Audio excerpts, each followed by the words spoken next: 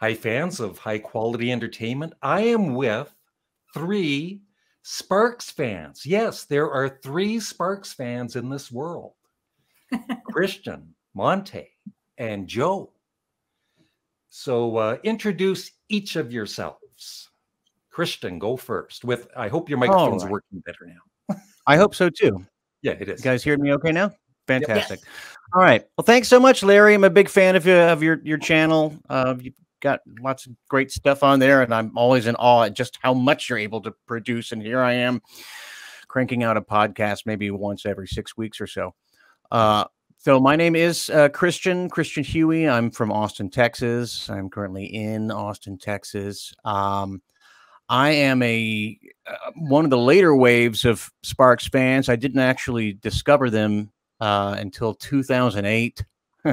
It was a name that was always flitting about and was there in the ether because I happened to be interested in a lot of bands, and in the internet age, you look something up on AllMusic or something, and these other bands you might enjoy, other artists, blah blah blah. Anyway, so once I did actually discover them, and I tell this to people all the time, I got sucked into their universe because it was like, and I mean this in a very loving way, it was like watching This Is Spinal Tap or the Ruddles for the first time. Although it's all real, and instead of laughing at the subject, I was just sort of in giddy awe, or sort of a Zelig thing. They were there, and just throughout the ages, throughout the decades, they always seemed to be there, and they were always bringing something new. And I've found them endlessly exciting. So years down the road, I now host a podcast about Sparks. All you ever think about is Sparks, and we're going in chronological order from the beginning of their career until they'll probably outlast me, actually. And Monty is my co-host here, so very happy to be here. Cool. Monte. Hey, Larry, thank you so much for having us. This is going to be a lot of fun. I come from Sparks from a very different place than Christian. I'm an old school guy, and I think Joe's story and mine are probably closer. And I'm sure we'll talk about that. But I've just been enjoying them for a long, long time, and I'm looking forward to chatting. Yeah. So what year did you first hear? What year? 1975. Well, I'm earlier than you. 1974. Joe. Okay. I'm Joe Seeger. I've been a fan since March of 75 as well. I know a few people who are from 1974. I've been a fan for so long that I have 3 different name changes since then, and I moved to 3 different states. I started up to be a Sparks fan in Colorado, and I saw him on Don Kirshner's rock concert, I think, one night. I was watching it, and I heard "Talent is an Asset," and I went, I don't know, my mind blew up. Yeah. I ran out the next day, went out and bought Kimono in my house. Propaganda was just going to come out soon. So I wrote to the fan club that same day, and I have been then I was in the fan club right away. My number is 441. Wow. And they have been, I guess, the fabric of my life since then, in and out, periods where they're really playing live. And when I first met Monty, that was another big point of seeing Sparks, but meeting Monty, because that's where I met my husband, was at a Sparks show. Yeah. 1998 at the Key Club. Yep. 1998 at the Key Club. Met Monty for the first time. You were on the Mael list, I think. But that was like many, many years without knowing any Sparks fans in between. It was like a desert out there, and then finding a few, and then, so it's been a long journey. Yeah. Yeah, I saw them on American TV too in 1974.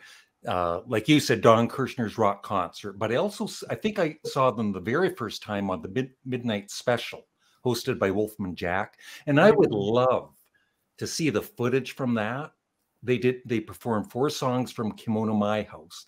I've heard it, but I've never seen it since seeing it in 1974. It must be out there in the universe somewhere. Yeah. So Larry, if that's the first time you saw him, that's the first time I saw him too. So I guess it's 74, but I remember seeing that episode of Midnight Special, and then just a few months later they came back on Don Kirshner's, and it was like, wow, you know, after the first one was like, who are these guys? And then all of a sudden they came back a few months later on Propaganda, and that's when I was just hooked from the beginning. Yeah. And just seeing them for the first time, it's like nothing else. It's like, what is that? Like, not just visually, but the sound, like both of them, right? Like, you can't believe what you're seeing. Like, yeah, I mean, it totally blew my mind when I saw them. I mean, something short-circuited, you know, and it was just such a feeling I got that I just loved the song. I love them. Like I said, joined the fan club. Pestered the fan club president every day with letters and questionnaires and stuff. You know, back then you're young and you do that kind of stuff. Yeah. They're one band, like you can't compare them to anybody else, right? Like that's what makes them so unique, right? Just moving ahead a few years, I'm curious what everybody thinks of the video and song for "The Girl Is Crying in Her Latte." I'll jump in. You know, I liked it right from the start. And usually when there's a new Spark song, I don't, you know, it takes me a few times to get used to it. And this one, I just said, yeah, I like this. And then when I saw the video with Kate Blanchett, I was like, well, I'm pretty hooked on this. I appreciate the minimalism. They do minimalism very, very well. And they usually surprise you when they do it. Lyrically, it's very minimalist. And it's a little bit like Lawnmower, although that told a real narrative. Kate Blanchett, you can tell is a great fan. It was just you know, it's a marvelous thing to watch. It's one single shot. It's just her dancing and R&R and in the back doing their thing. It's gutsy in a way. It's ballsy in a way, just because there is there's little going on. But you know that of course is also one of the unique things about Sparks is even if they're not doing anything, they're captivating. If you know nothing else, just by virtue of how of the dichotomy between Ron and Russ. People's attention spans these years because of TikTok and all that. Everything is like 15-second videos, or you know, there's a shot every 5 seconds in a video, and theirs is just one shot. Right. And in a way, that's pretty arresting, right? Because you don't expect to see that. These days. Right. Very minimalist, very Sparks though. And I think there's more to it than at first listen, right? I mean, the lyrics, you start listening to it. Because I was listening to it in the car, I put it on Spotify, I'm dancing around. But even like you said, Larry, Ron steals the show. So I laughed out loud. And I loved it when he was tapping his cup, you know, with the and then he stopped. And then he goes off and then, you know, swiping the table. And it was like, oh my God, I love that man. And I love how at the end he gets up and he stands there. So I think everybody's thinking he's gonna dance or something, right? And he doesn't do anything. I love them. You know, one thing that's a product of the recent age, I guess the internet age, but really the last 10 years or so, is this releasing of singles consecutively before the album comes out. And for me, Sparks are really all about the albums. You know, they always have a cohesiveness that brings a coherency that makes them work. And so you hear these one songs, like we heard, you know, one or two from Steady Drip, Drip, Drip. And I was like, well, it wasn't until I heard the whole album that I got a feel for what they were trying to do and where they were going. And it's the same thing with this. I mean, this feels like it could be the start of an epic album, or it could be just another, you know, kind of popish album or something. You just don't know. And I just can't wait to hear the actual album and then make a judgment about what this song is all about. Sonically too. The first thing that I hear is, oh, they're getting back to some of the electro sounds that they had kind of put by the wayside for a while. It sort of sounds a bit like those sort of buzzing synth sounds that you might hear in oh, I can't believe you would fall for all the crap in this song, or something like that. It just from that song, it sounds like it's very much a more intimate, like it sounds like it's just the two guys, with Ron at the synth and their digital audio workstation, and and Russell singing. So I'm curious to see if the rest is gonna have that electronic bent, and that's where I come from. I'm a fan of that. And also B, if it's going to have that same sort of personal, intimate sound that you can tell it's just the two guys as opposed to a full band. Well, I do hope there is some guitar on it. Yeah, me too. I mean, I hope it's a full band. That's what I first liked them. Of course, got to know them in a band, but I've gone through all their different, changes to where there were just the two of them. And remember when there were just two of them live? I think we saw that. I saw that with you, Monty. But the band is great. The last time was great. So it's hard to tell. I mean, what the album will be like, but it is exciting because it's funny how it's just so still, and then it moves some, with their dancing, and then he moves up behind her. Russell does, and then Ron, doing some stuff. But at first, I didn't notice Ron doing all that. And I had to go back because I'm just watching her dance, and you think they're going to do more, and then they all stop, and then his lips are still moving. Because at first I thought, isn't this video playing? Because I was watching it on my phone. Oh, it is playing. It's just they're just not doing live, which is great because that's pretty brave, because right now everything has to be all over the place, 10,000 things going at once. So it'll be interesting. That might just be a little sliver of what the album is, and then the album could be very different. Yeah, that's right. Right. I've noticed that since Hippopotamus or so, it's just such a grab bag aesthetically. They just go for everything. It's kind of like if you want to go way back, to 1975. Help me out here. There was the Indiscreet. Yeah. Where it was the genre hopping was just insane, and I feel like we've been getting a lot of that since about Hippopotamus or so. I kind of expect a little bit more of the same. You just don't know what you're going to get from one track to another. Yet somehow, they managed to stitch everything together in some sort of a stylistic whole. But even taking it a little bit back further to their collaboration with Franz Ferdinand, the producer, I know they're working on different continents and all that, but the producer knew how to create a real band sound, in my opinion, on that album. Yeah. And as much as I love the last two albums, and I love them for what they were both excellent albums, I really liked that band sound. And I would love to see them in a studio collaborating with people and actually producing a rock and roll record with band members. I would love to hear what that comes out. It's been a long time since they've done that now. Years. Yeah, that's a real vital sounding album to me. FFS, the one that they did with Franz Ferdinand. That's one of my faves for sure, for that reason. Larry, are we going down too many rabbit holes for you? No, I'm enjoying this. I want you guys to talk, and I can just take it easy and sit back.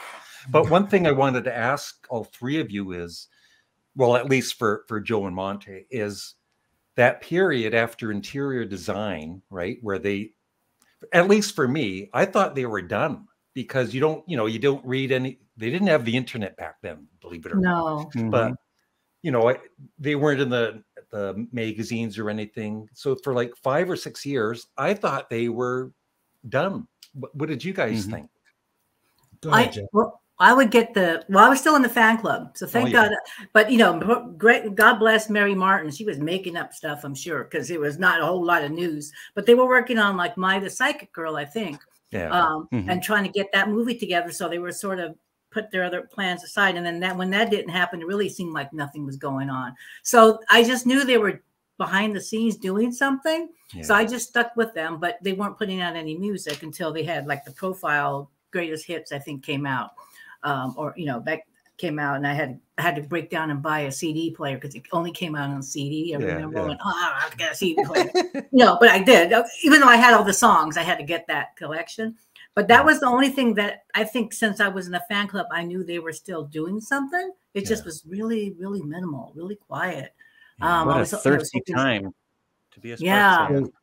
Yeah, I'll just echo what Joe said in that I was also in the fan club and reading the newsletters. And one thing you learn, Joe, I'm sure you'll agree, is when you read the newsletters, you definitely learn how to read between the lines. You know, because not every album is the best Sparks album ever.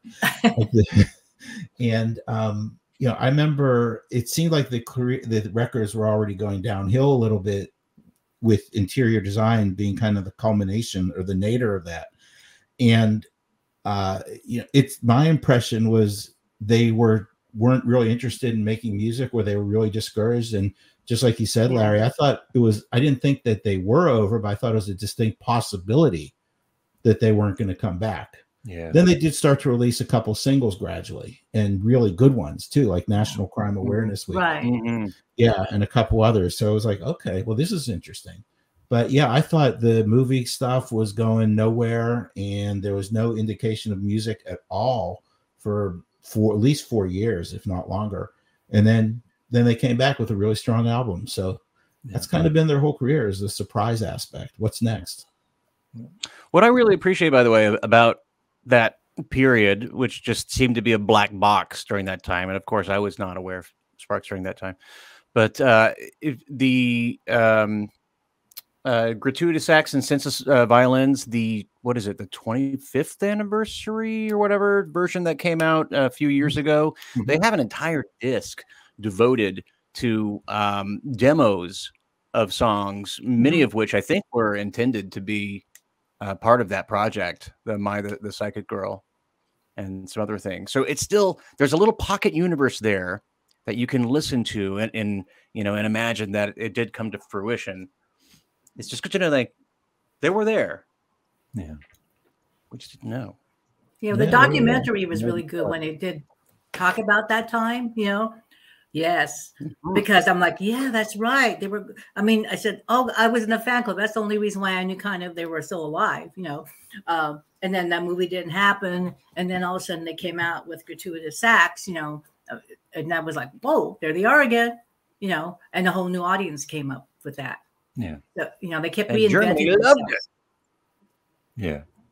All those German kids at the discos. Yeah. Going crazy for Sparks in the mid-90s. Go figure. Yeah. I'm wondering what all of you thought of this documentary, and just letting you know, now Edgar Wright has seen some of my Sparks videos in the past. So just letting you know, he could be watching this, and he's welcomed on to another live chat sometime with all of us, right? Yeah, sure. So what did you all think of that? Still #1. Good job. Great. Yeah. Sparks documentary, the fans speak. You know. That's right. Edgar, there are 3 podcasts represented here altogether. So if you're looking for something to do in an afternoon, just saying. Yeah. Bring it. You were asking about. And if you have the ear of Ron and Ross. Yeah. While you're at it. The documentary, I mean, was wonderful. I mean, I saw that on the Sundance, you know, when it was still live, you know, I'm there and during the pandemic and I'm watching this thing. And I felt like it was the first time when I met Sparks fans in person. I met him at a Sparks-O-Rama in 1996 in Chicago. There was like 8 of us. And we went for 3 days. That's all we talked about was Sparks. That's where I met Madeline and Frank the first time.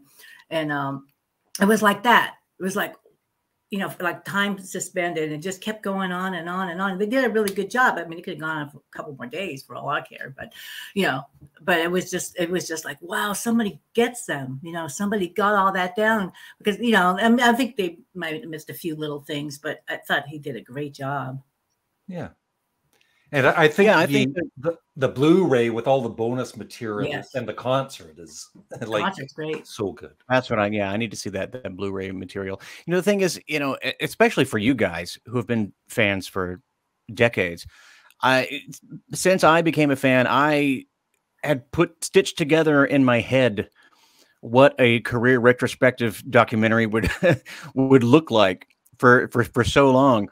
And then when it came out, well, I mean, there's no way anything was going to match what was in my, you know, imagination. I mean, Edgar Wright did a tremendous job introducing who these guys were to people who were oblivious, and I think that's fantastic. He was able to encapsulate their spirit and a lot of what they were about, and sort of the main bullet points of their career.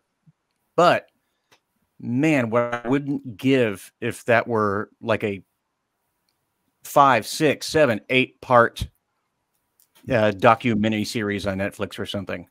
Yeah, Exactly. I would have been glued to that. yeah. I mean, how do you sum up 50 plus years, you know? Yeah, but it's really made for somebody to actually watch in one sitting, even though it's kind of long. Yeah. And you know, to me, the story isn't the documentary, because the documentary is great. And I agree with Joe that it is missing something. And just to go down a wonky rabbit hole, the whole 2 hands, 1 mouth thing in sequel is just not there. And to me, that was almost the pure essence of Sparks. So to me, I was a little disappointed. But the real value of the documentary is just how it really set off this growth of interest in the band and their popularity, to the point that now they're doing, you know, they're playing the Hollywood Bowl and they're doing videos with Kate Blanchett. I mean, it's nuts. Yeah. It's nuts. And, you know, for people like all of us here, because even if you're a relative, quote unquote, newcomer Christian, 2008 or whatever it was, it's still a long time ago. Mm-hmm. And all of us here have kind of like, you know, accepted that level of obscurity with the band, right? Yeah. And this is just who they are. Now, all of a sudden, people know them. Yeah. And I think it's wonderful. I think it's just wonderful. So to me, that's the real value of the documentary, is just how great it's been in helping them get the kind of exposure they've deserved in our minds, I'm sure, for 40 years now or 50 years now. Right. Well, and recognition. Point, I'm sorry. That's okay. Case in point, they are coming to my hometown right here, Austin, Texas. I don't think they've been here in 40 years, maybe more. No. I mean, if nothing else, that just goes to show, you know, that their that awareness has definitely spread and atomized. You got tickets? I got tickets. I got tickets. Man. I got tickets. As soon as me and my lady get back from our little European sojourn, we're gonna go check out Sparks here in our hometown. Are they hitting Toronto, Larry? Yeah, I saw them last year, and I saw them on their solo tour, and they played probably maybe 400 people, or, you know, like a small club, about 400 people. And last year, I think it was like 2,000 or something. So it's quite a growth, right? And I think it's even bigger this year.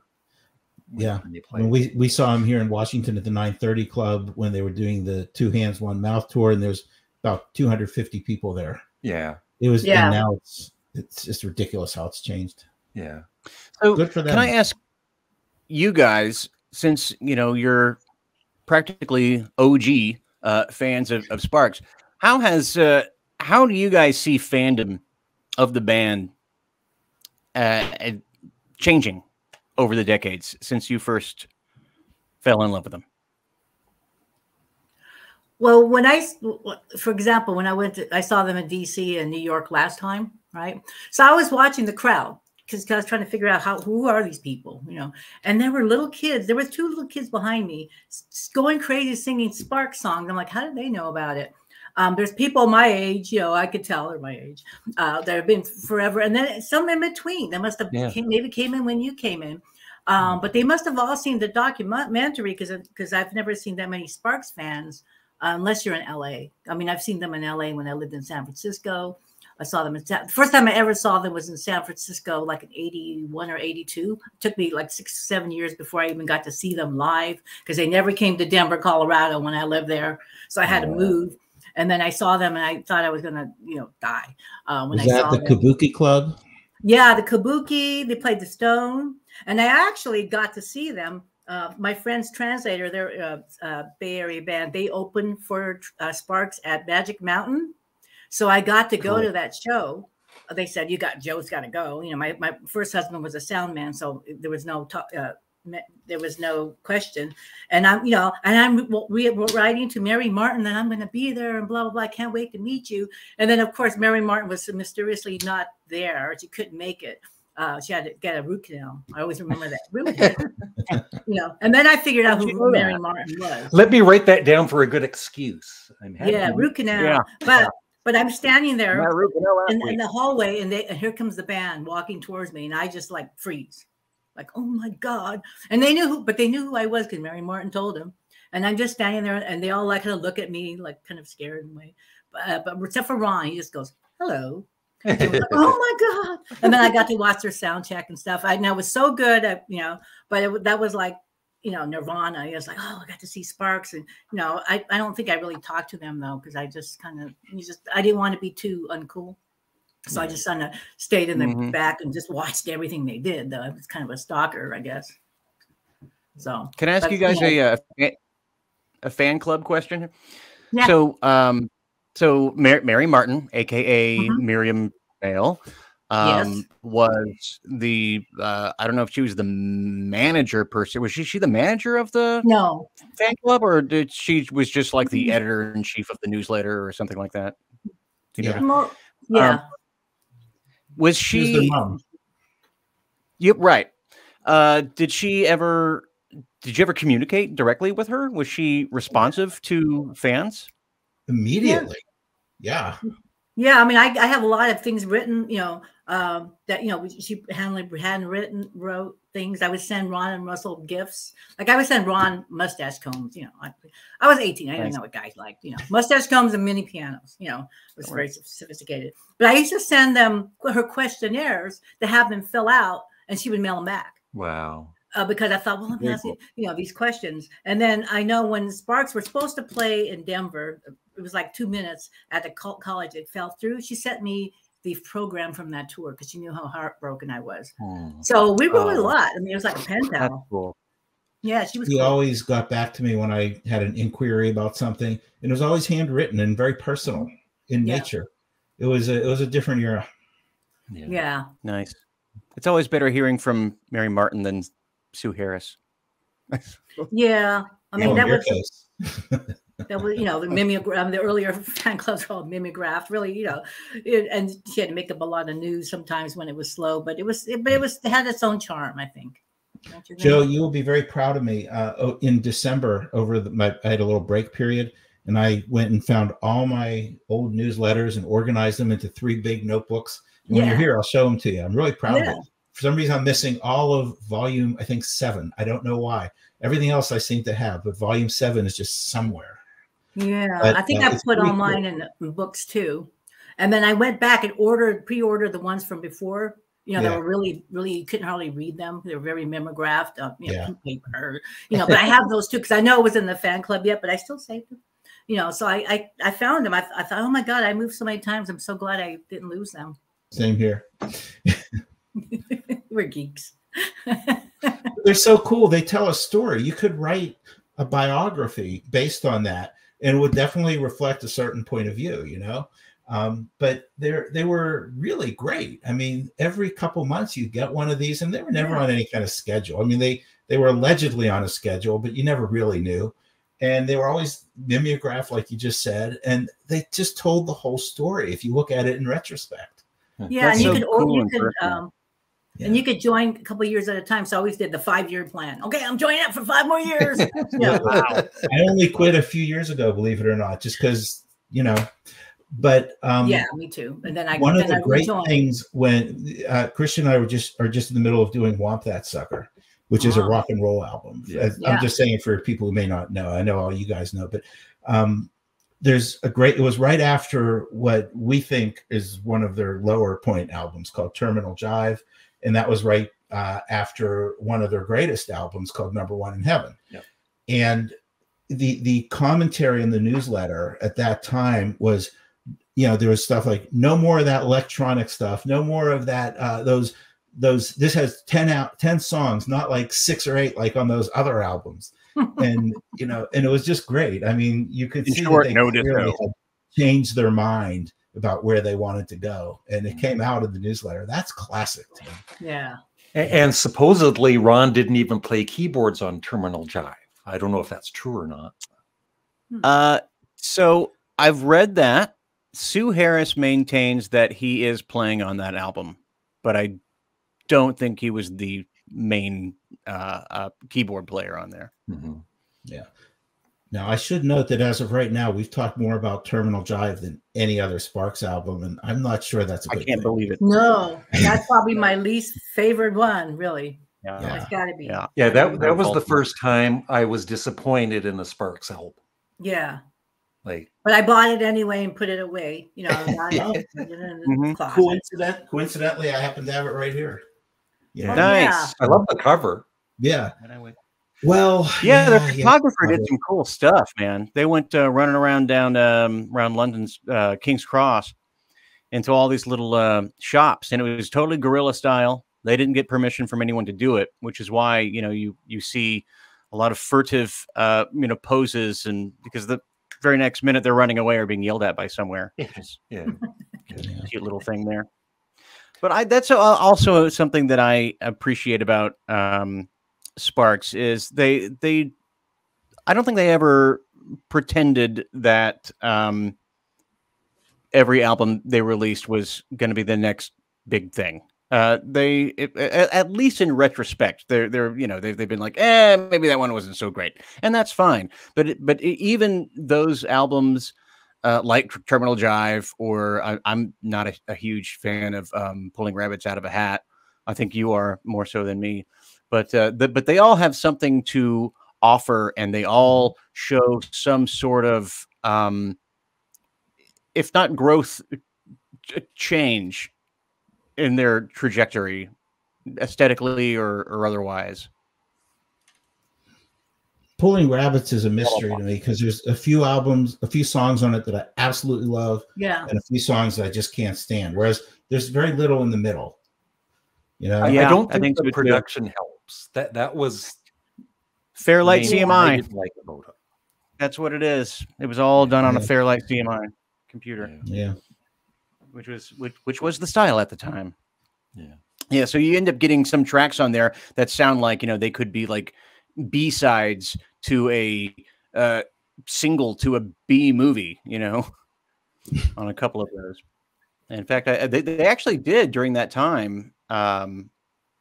Early 80s, mid 80s, they did contribute a lot of songs to some soundtracks, some films. Some unfortunately like less than Crazy. stellar. Getting Crazy, which I like the I remember I watched movies just to hear the song. I went and saw Roller Coaster in the theater just to see that. So did I. It was and it was like, oh my god. I had to go in the theater, pay your money, and you're sitting there. What was it, the biggest band in America? The way they announced it. Yeah, is that right? Well, this will really put us on the map. But I mean, I just love. I guess I always love them for those little things because even when they're trying to act normal, they're not. No, they don't even look normal, right? I mean, when you look at them, there's something captivating about them. Yeah. You don't, and like we were talking about the latest video, they're not even doing anything, and they're captivating. Yeah, you know what I mean? It's yes, like, wow. It's absolutely true. Yeah. It's interesting, because it you think it's a put on. It looks a bit like a put on. I mean, they're in character and then they're in costume all their entire career. But when I talk to people who have met them and spoken with them, they kind of are those guys to one degree or another. And I like that. They're unabashedly weird, and it to me doesn't come across pretentious, whereas I think it could easily come across pretentious if it were some sort of long-term, art pop project by anyone else.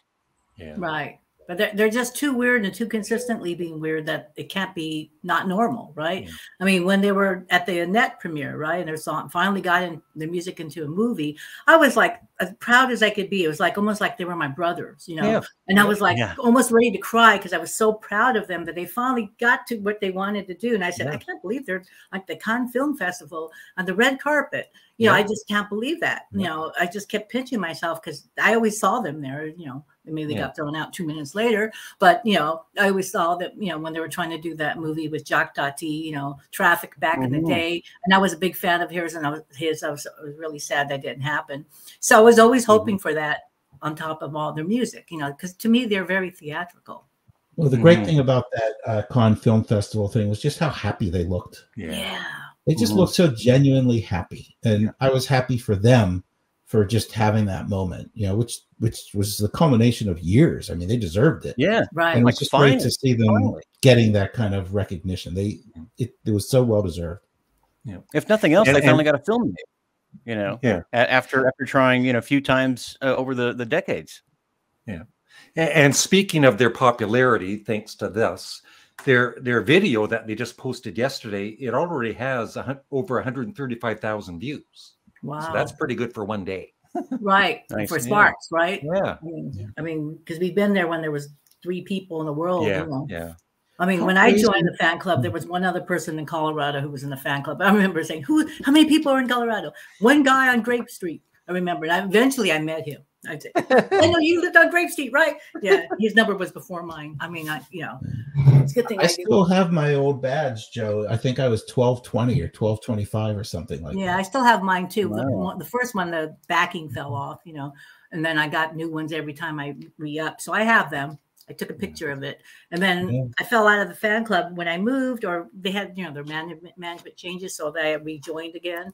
So now I have the laminate, but it's still, I have it hanging. I have my little old badge hanging on top of it because that should work as a backstage pass. That's what I'm saying. It should be. We should be able to get backstage with that. I would be in agreement with that. Yeah. But that was a real those were the days when you really wanted to find out what was going to happen next with this band, and your only source of information was that newsletter, and so you literally waited, and that was it. That was all you had, especially here in America. Oh yeah, especially here. Yeah. Because it wasn't weren't rock magazines with them in it. Maybe once in a while there would be a little thing. I don't even think, mostly it's a fan club. Yeah, it was like a Trouser Press or something like that would come out and would have Ira Robbins would have an interview with them or something like that. But it was very few and far between. Yeah. And then I used to buy all the, the rock music magazines, and Rolling Stone, which I used to buy. I used to enjoy back in the day. Every issue I'd be looking, Sparks, and never anything. Well, earlier on, there were like a couple of, like, for Indiscreet, a bad, no, like a semi-bad review or whatever. But like for years and years. And then, of course, when this came out, of course, they were in Rolling Stone magazine. Yeah. Yeah. Well, they've sort of been building momentum. If you think of Little Beethoven, all the reviews have been sort of like stellar. Like for the band, you don't know who they are. The best album, the year, and then it kind of culminated with that documentary. Yeah, and it's pretty cool to see all of these stars that, like, for instance, Weird Al. I never knew he was a Sparks fan, but I actually saw him in L.A. At the Sparks show. Morrissey was there. And Weird Al was there. I just want to see Morrissey and Weird Al hanging out. Yeah, I mean, he was there. Yeah, and I loved all the different interviews of all these different people. Steve Jones. All these people. You think they were a Sparks fan? Was it Flea? We used to look at that picture on the bathroom wall of who are these guys? I told you, there's something about those guys. You see them, and it's like you're hypnotized. I belong to you now. Kind of thing. But I got to say, I mean, they are very compelling individuals. And Christian and I have talked a little bit about the symbiotic nature of their relationship, how they just fit together and create this whole, and it is fascinating. And the visual aspect of it is something I think that Joe would agree when we first saw it. It was like, wow, I've never quite seen anything like that. And he did look like Hitler on the keyboard at that time. It was like, what's going on here? But I just got to say, it's the music. It's even more than the visuals. It's the quality of the music. It's the vision of the music that has been so consistent. I mean, there's not, if you listen to their very first album, you hear the elements that you hear now. Exactly. You really do. And I think that's really what it is. Being, weird looking or funny looking or interesting looking is great, but it's the music that's let them get along this long. And I just think that it would be good to just focus on the music a little bit, because that's really what it's all about, at least in my opinion. And I know for all of the songs they've done, I only really dislike maybe Fingertips is number one for me. And I don't know, maybe I have a list of about a half a dozen, and that's you know, considering they have like 350 songs or something, it's pretty good. Yeah, that's pretty good. It is pretty good. Yeah, Fingertips too. I agree. About Sparks musically is that from almost their inception, they decided on what they were not going to do. They were not going to play the blues, and they were not going to make folk music. You're never going to hear a blues progression. You're not going to hear any blue notes in a Sparks song. I don't think so. And you're not going to hear much that's going to sound like folk music unless you count something like All That. But what really caught my attention when I was studying the first 7, 8, 9 years of their career was Ron in particular. He didn't want them to sound anything like a blues band. He didn't want to sound like Led Zeppelin. Didn't want to sound like Rolling Stones. So he hated jamming and improvising. So he, in 1974, when they were recording "Come On to My House," he actually wrote down a guide, a bunch of rules for how to jam-proof your composition. And some of it, I'm not going to read through all of this, but I mean, just some of the things that he threw in here, like avoid the key of E, avoid the key of A. Never use a major or minor when an augmented or diminished will do just as well. Try adding a small 9, 11, or 13 randomly after a few chords in the song. So, you know, this is not 1 4 5 1 4 5 1 4 5. I mean, speaking of composition and music theory, he was very high-minded about the stuff that he wanted to explore musically with the band, particularly in those earlier years. That I agree with that, and I think it really speaks to him as an arranger. And you know, and I think I remember hearing him say or reading him say that in the early days he thought they sounded just like the Kinks or the Who. Yeah. So I think, you know, he had his vision and he didn't understand why everybody else wasn't just glomming onto it. Which is interesting. You raise a really good point though, Christian, which is that there are a couple times on Propaganda and on Kimono, Propaganda in particular, where they let the band just play a little bit, like Thanks But No Thanks and Bon Voyage. And those are some of my very favorite Sparks moments. And so I used to listen to that, just say, let these guys play a little bit. Let these guys play out. Those were top-notch guitarists. Yeah, no, they definitely were. And I don't think that Ron and Russ gave them their due, to be frank, in terms of the influence that they had on those records.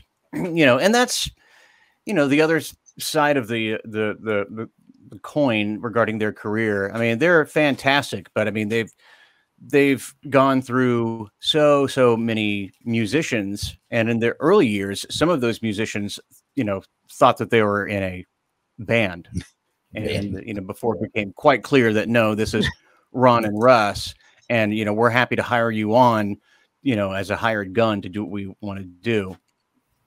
But you know, there are lots of musicians out there who we've spoken with, you know, who didn't know that they were just on for a tour or for an album or two, and found themselves unceremoniously let go, which is, you know, that just ended up being their MO. Ron and Russ. Mm-hmm. Yeah, like Bates Motel. You know, I really love that era. Yeah, and I think, you know, the last 3 albums or something. They were great live. I mean, it was great seeing them. The first time I saw them was with that band, you know, with Ron in the wedding dress and stuff. Same, and they were jumping on the stage. It was great, you know, and you know, a few people that didn't know of them went to see it, and they were like, "Wow," you know. But again, that was that version of the band. But it was Ron and Russell, like you said. But I did love that band. Mm-hmm. And they, you know, they did have a special moment for a while. Joe, you make a great point in that like live, they just got better and better.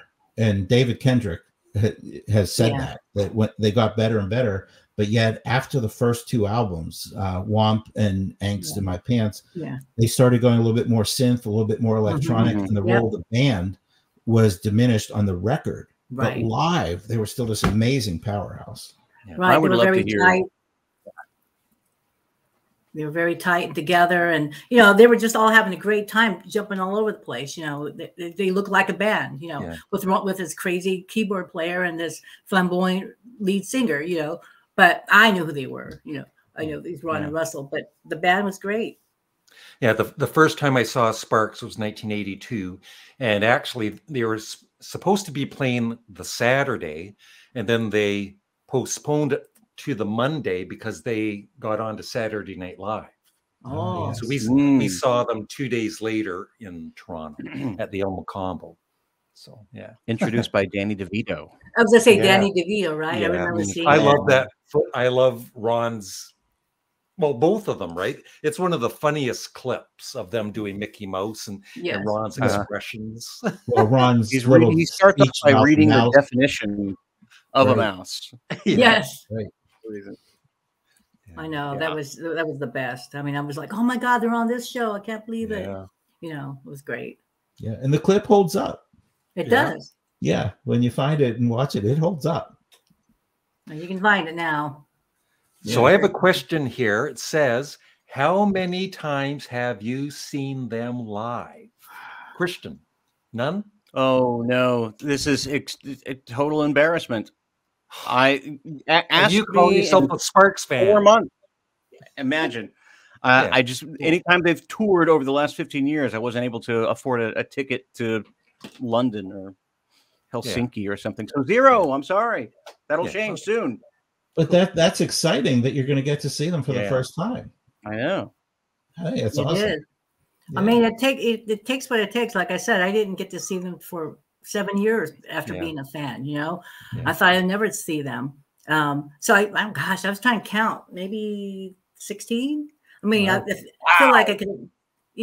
I even went to London to see them, not for the 21 albums. I went to see them because my friend that was in my band when I was in the band back in San Francisco, she actually worked for for Sue Harris. So they put me on their guest list. So I got to see them play at Astoria and also Norwich, and got to, so I got to see those 2 shows. And then I've seen them in New York a couple of different times. When I lived in San Francisco, I saw them in New York. I saw them in, of course, California, Philadelphia, and I'll be going to see them again the second time in DC. So, I'm trying to make up for some lost time, but I'm not seeing them in New York this time. But I am seeing Philly. Yeah, in Philly. I hang my head. Yeah. I would say between 16 and 20. But it's a funny thing, though. I was lucky enough to go to the first 5 shows when they did the 21 by 21 in 1998. And that was a little bit of magic. But, I'm like Joe that, I saw them and you guys, I'm like you guys. I saw them in 1982 on the Angst tour, and then didn't see them again till 1988, I guess it was, at the Key Club. That's why I went to the Key Club, because I was so excited to have the chance to see them again. And now you see them every year, but they just did not tour in the U.S. at all. No, there was that gap. I mean, like you said, that big dark period. They didn't play at all. I mean, I saw them in San Francisco, and then I saw them in L.A., and then probably didn't see him again until the Key Club. No way. Yeah. It was 31, no, before I went to London to see him. Yeah.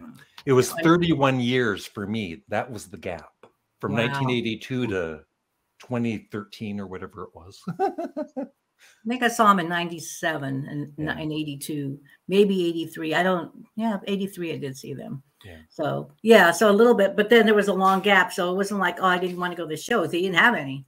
Yeah. They just played. You guys ever tried to? I was just going to say, they did play in LA for a number of years, but they really didn't play outside of LA at all. Right. Till the Rick Springfield tour, I guess. Yeah, I remember that. Off of that one. Yeah, I know. I know. I think they were supposed to play and it got canceled. But I remember we moved. My husband and I moved here to where I live in Pennsylvania now, and we had just moved it. But they were playing L.A., so we went and flew back to see them in L.A. the same month we drove out here. We thought, well, we're nuts, but you know, we just had to go see them one more time. You know, I think we played. I don't know. I thought they played the Hollywood Bowl, but I'm not sure. It seemed like they were playing with the Go-Go's. I remember that. And I wouldn't have flown from Philadelphia to see the Go-Go's in LA. I like them and all, but I wouldn't have flown all that way. You know. Yeah, here's this band that was playing to 400 people in, you know, the mid 2013 or so, or whatever it was. And now they're opening at the Hollywood Bowl. Yeah. I know. It's crazy. I know. I saw them with FFS with you, and it was a very small, dingy little club. Remember, we're standing there on the side. And then, were you there for the Two Hands, One Mouth in Philadelphia? Yeah, and that was we're really small. I mean, we were standing there. It's not too many people behind us. So no, it's like seeing a local bar band. Yeah. I was at the front of the stage in Toronto for that solo tour, and they actually did Those Mysteries, one of my favorite Sparks songs. But so I loved it. Like, yeah, that was our little band. I think it was like our secret. Right now, the secret is out. Now the secret's out. Yeah, but I mean, I'm happy for them, but still, I know because it was weird going to New York and just looking around and all these people, from different ages that were fans. And I'm thinking, wow, I mean, where have you been fans all this time when they were doing nothing? I just feel like interviewing everybody, And like I said, there was two little kids behind me going absolutely nuts. I was like, well, watching them. And I forgot what song it was, but they went crazy with one of them. And they were just jumping up and down, and I was like, man, they like that song. Now I wish I could remember what song it was, but. Yeah, my girlfriend Molly. Yeah, my girlfriend Molly. She liked their music, but she wasn't a fan like me. But once she saw them in Toronto, she got it, and she loves them too. Yeah. Well, I met my wife in 1988, and in December of 1988, and I remember going to her apartment for the first time, and there was the single for "All You Ever Think About Is Sex." So I thought, okay, this person is okay. This person is okay. Yeah. Good pull. Good catch. I was really impressed with that one. Well done. Joe, I was curious. Are you familiar with the documentary that Peony Shots made about Sparks fandom a few years back? Never Turn Your Back on Sparks? I think I heard of it, but I've never saw it. It's not, unfortunately, for copyright issues, he's not able to distribute it very much. But we'll talk later. But I highly recommend watching it because it's a really great insight into Sparks fandom internationally, mostly European in that one. Right. But, I mean, I think. So here's a question for you guys. Have you ever... Sparks is one of those bands where if you're into them, you are whole hog, they're geniuses, and so you want to proselytize. Have you, what are your experiences like trying to get someone into Sparks? What sort of reaction have you gotten, or reactions? Because they're sort of like a musical Marmite to a lot of people. Well, I remember like back when I first fell in love with them in 74, 75. My friends were more into like your typical classic rock, whatever it was, right? But there were times that they actually did like them, and they would buy their albums. But I had one friend who was a big, Beatles fan, Paul McCartney fan, and he used to basically, say they sucked and all that, and say other rude things. But when Introducing Sparks came out, a more poppy album, he ended up buying it. Oh, cool. Yeah. Not very many people did. Good for him. he was no, I never, over many, many years, I never had any luck. There were two people in high school who enjoyed them with me. Another person who had actually had kimono before I did, so I thought that was cool. But in terms of anyone else, nah, I never got anywhere. Yeah. Mm-hmm. Yeah, I had two friends, Carmina and Lugina, these two Italian sisters. They love Sparks too, but I was really going on about them so much that they used to call us the Sparks girls, but really because it was me. And I wanted so many people to join the fan club that I think I paid for my aunt to be part of the fan club for a year or 2 years. Nice.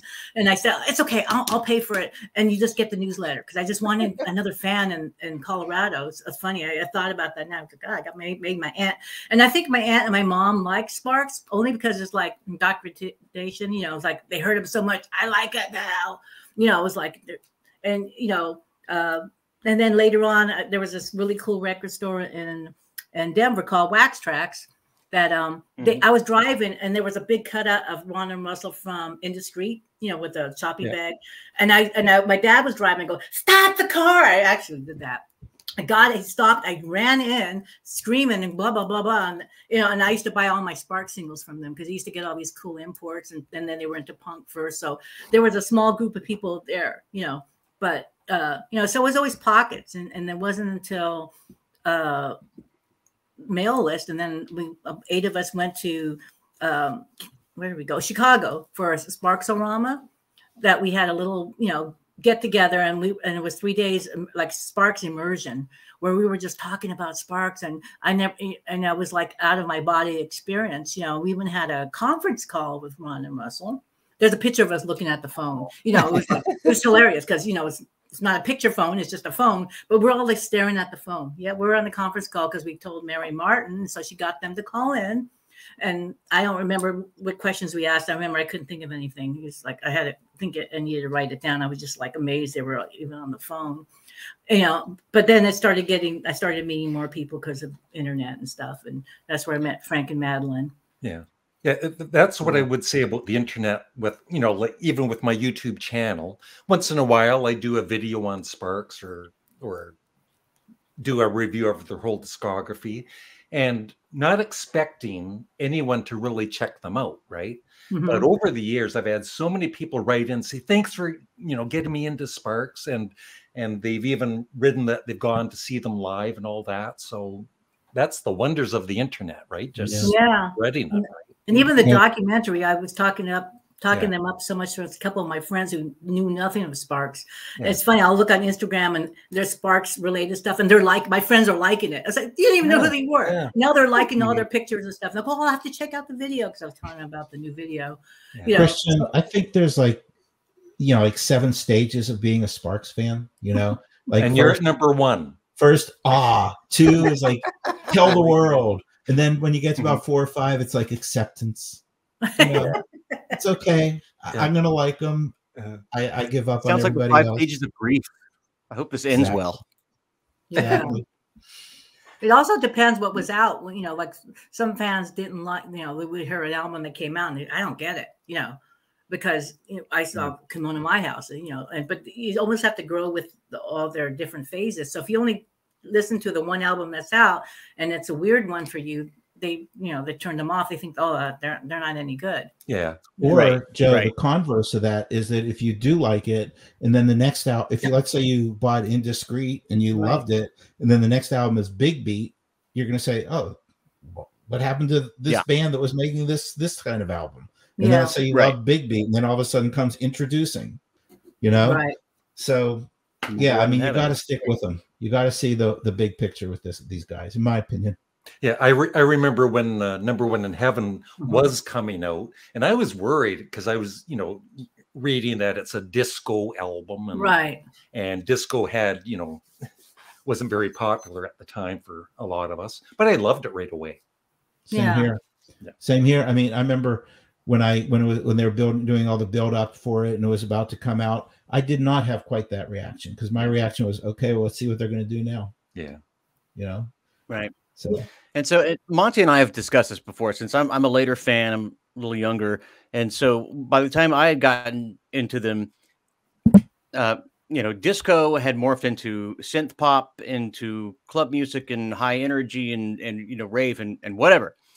So, and I got into all those styles of music. So what I found in a number One in Heaven was sort of the template for all of those different branches, for all those different branches of music that that sprung out from that. When I listened to it, it didn't sound like another disco record. Yeah. Having heard disco, it sounded like the the beginnings of the electronic music that I got Yeah. really into, you know, when I was younger. Well, So I didn't Christian have and I that. talk about this on the podcast, that I don't hear it as really a disco album. I hear it as a couple songs that are definitely have disco elements, but overall, I think I agree with Christian. I think it's like a electronic album with disco elements and other elements all thrown in there, and it's so far from, you know, a Donna Summer kind of thing or something that, or Bee Gees kind of thing. It's just in its own world. Yeah, and they were the first to do it too. I remember a friend of mine did listen to that album first, and they didn't like it because they were into punk. So I mean, I was like so you know, different from that. But I had morphed already and was following them. But I agree, you know, it wasn't really, it was electronic. Like I used to love Kraftwerk, you know, back in the day, you know. So kind of like, you know, I liked a lot of different stuff, but you know, not, you know, traditional stuff, but you know, wacky stuff like that. But yeah, I remember her saying she didn't get it. But then when they came out with their Angst tour, my first husband went to see him and he really liked it, but that was because of that band. If he had saw them doing something else, he might not have liked them as much. You know. Well, look at the time. We're 1 minute and 18 seconds over our 1 hour chat. I was afraid we wouldn't have anything to talk about. Yeah, but this was great. We should do this again, and maybe next time we'll get Edgar Wright on with us if he's watching. Yeah, there you go. And I'll wear my. And so I will have a link for your podcast once I post this. So it's absolutely all you ever think about is sex, right? That's the podcast. It's very close. That is the song on which it is based on. It's all you ever think about is sparks. All you ever think about is sparks. That's what I meant to put down here. What am I thinking? That's a different podcast. Yeah. I thought you were having to go. Joe, what do you have to promote? You know, it's funny. I recently retired, so I'm trying to figure out what I want to do. Like, I haven't really done podcasts before. I guess I'll have to look into that. Right? Yeah. I used to sing in a band, and right now I'm guest singing with a punk band. So you know, I'll just sit in and I'm like the resident. Sing a Sex Pistols song, okay? So I sing all the Sex Pistols songs, which cracks me up. Like, you know, I don't think they would ever do Sparks. And then I do taiko drumming. That's where I came from. Right before here was taiko drumming class, which was very hard. So you know, my brain sometimes is like all over. So I need to. I think I want to do more writing though about Sparks, because last year I was writing about them and I was really getting into them, and then I put it away for work and stuff. So I need to get back to that, like all my little vignettes about when I first saw them and when I first met them, when I first, you know, saw them live, going to London to see it, all that stuff, you know, talking to them at the Key Club, stuff like that. And just how they've just been part of my life. Yeah. You know, like if somebody says, oh, just stick with this band and 25 years later, you're going to meet your future husband. And I'm like, yeah, right. You know, but that's what happened. Yeah. Wow. We flew to LA, met each other. We were living in Northern California, went to Southern California to see Sparks show, and that was it. Yeah. I have one final question for each of you. I just thought of. What are some of your other favorite artists? Christian. Well, I'll jump in just because in my case, all my other artists that I like are more in the traditional classic hard rock group, AC/DC, Rolling Stones. I can't stand the Beatles, and I know you disagree on that one. It's okay. But I mean, all those groups, those are the ones that Cheap Trick, Joan Jett, those are the ones I love. And then Sparks just exists in this own world. And when I hear bands that are like Sparks, they do nothing for me. Yeah. So that's where I'm coming from. I'm a hard rock guy. And, you know, so it's why that kind of makes me enjoy Sparks all the more. Yeah. Yeah. Nice. Christian? I like weird pop. I'm also a punk new wave guy. Maybe a little bit of electronic dance music. I'd say the bands, the artists that I'm most into other than Sparks, huge They Might Be Giants fan. David Byrne, Talking Heads. XTC. I'm a massive XTC fan. And some newer acts like LCD Sound System, you know, Oingo Boingo, keep going back to David Bowie, of course. Yeah. That ilk. Do you like Captain Beefheart? I like Captain Beefheart. Yeah. And I like The Fall as well. And those two often come up in the same conversation. Yeah. And Joe? Well, like Monty, the first band I really liked was the Rolling Stones. But I love punk. I love Ramones. Yeah. I love Joan Jett. You know, I just Yep. watched a documentary of hers. And all like the 70s, like the Susie Quatro, Bowie, New York Dolls. But I loved Franz Ferdinand. So when they did that Yeah, album, I saw was, them. oh my God, they're doing. Yeah. I like their trousers. You know, they were dressed smartly dressed men. So I like, but I also like old rockabilly. You know, like just crazy Me too. rockabilly stuff. Yeah. You know, not so much classic rock, more, you know, like rockabilly wasn't very big in this country. Punk, you know, whatever. I like Bad Religion. I like another band I like, punk band. So, you know, I like punk bands, but Sparks are its own, like you say, Sparks are its own little thing. Yeah. They are. I mean, so just so I have some credibility with your listeners now, Larry, I should note I met my wife in the mosh pit of a Ramones concert in Baltimore. Cool. Yep. Street cred, bro. Ramones and I go way back. Thank you, Joe, for reminding me about that. Yeah, Bobby, I thought you liked the Ramones. Yeah, that's where Nancy and I met. So, yeah. Yep. And she drank a whole entire bottle of Corona in one gulp, and I said, "Wow, I like this woman." Yeah, I think my current husband would have been afraid of me, see me in the mosh pit of Ramones. And I remember us fighting somebody over Joey's bat, his plastic bat. I got it though. I don't know where it's at now, but I ripped it out of people's hands. I was insane. All right. Okay. Well, when Summer and I go see Sparks when they're here in Austin in a few months, we will start a mosh pit in your honor. Wow. I'm happy you're going to get to see him, Christian. Get that on video. There it is. Can I drag this out for one more minute, Larry? Yeah. Because I think just from that last conversation, I'll also take a second to endorse the podcast that Christian does, where he lets me co-host on some of the episodes. And the thing is, the reason why I think it works is because of exactly what you were talking about, which is that we come from Sparks from such different perspectives. So Christian asks questions that I never would have think of, or has insights about the keyboard playing and that, or he's very, you have that musical knowledge, Christian, of talking about how the songs are broken down, whereas I come at it from that old school Sparks, school. And I think that's one of the things that makes it work. And so everybody should listen starting right now. And the link will be below this video if I remember to put it there. Okay. So thanks, everybody. I really enjoyed this. And we'll do this again sometime. We should. That's great. Yeah. I'll do it. I'm up for it. Okay. Yeah. This is great, Larry. Thank you. Okay. Thanks. Bye, guys. Monty, Joe.